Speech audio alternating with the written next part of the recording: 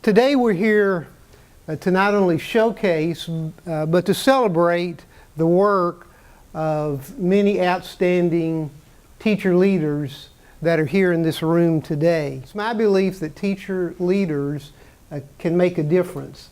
And I think the work that you've been doing with Seth in this endeavor certainly indicates the very many good and positive things that can come out of this working together.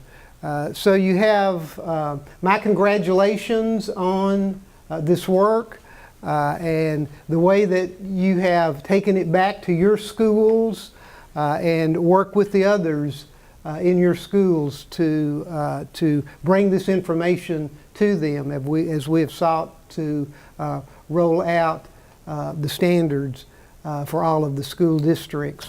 I've been in my role as assistant superintendent for the time the content networks have been in place, and so we've had teachers from Bullitt County participate in those networks.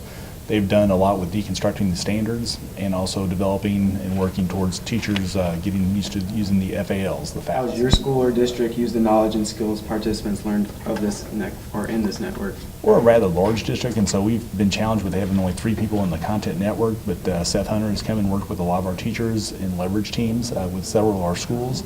And then Patrick, who is our person that's on the network, has been an instructional coach, and he's done a wonderful job sharing the resources with the rest of the instructional coaches and trying to spread to our teachers that way. How has your school or district used the knowledge and skills participants learned in this network at your school? I've been able to take the knowledge that I've learned through the 3 years and take them back into my classroom. I started my classroom, then other teachers began to see what I was doing and ask, what are you doing, what are you doing? And share with them. So I've seen a transition from just one classroom to multiple classrooms, and then with a math family night, we actually saw it go and began into the homes. Well, having participants in the Math Leadership Network has helped our organization by producing leaders, teachers that are able to lead their cohort, lead their group, lead their other math professionals in the school in the work that they're doing in understanding the Common Core and how to teach math in a different way than it's ever been taught before. What impact has this network made on your leadership skills? My capacity is a little bit unique. I'm half-day instructional coach and half-day classroom teacher, so it's helped me on both my roles.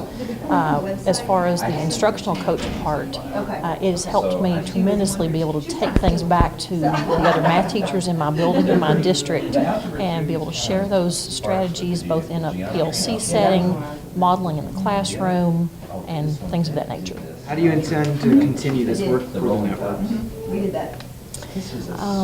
I would hope that we would be able to continue on as we have been. You know, Seth and Dr. McGatha and the rest of the crew have provided a very good setting for us to be able to share with our colleagues. I hope that I've also established some good relationships with colleagues throughout the region, that I could call on them, you know, as questions arise in the future, but that we would just continue to implement what we have learned, and not only that, but as new things, you know, come down the road, that we do seek that understanding and not just say, oh, I wonder what that's about. What impact has this network made on your leadership skills? I feel like I'm a better listener for my teachers. I pay more attention to what they're doing in the classroom. I also pay more attention to the practices they're implementing, the math practices they're implementing. I'm more aware of standards that they're going to be used to be evaluated on, and how I can identify those in lessons, and how I can help them provide better feedback for their students and promote good discussions in their classrooms. What do you know now that you did not before? From this network, one of the things that I know now is that my influence needs to go just beyond my classroom door. A lot of times I've been a participant for 3 years, and I get a lot of cool strategies and things like that. And I'm there to help other teachers, but I don't really push to make sure that things happen beyond my classroom. What impact has this network made on your leadership skills?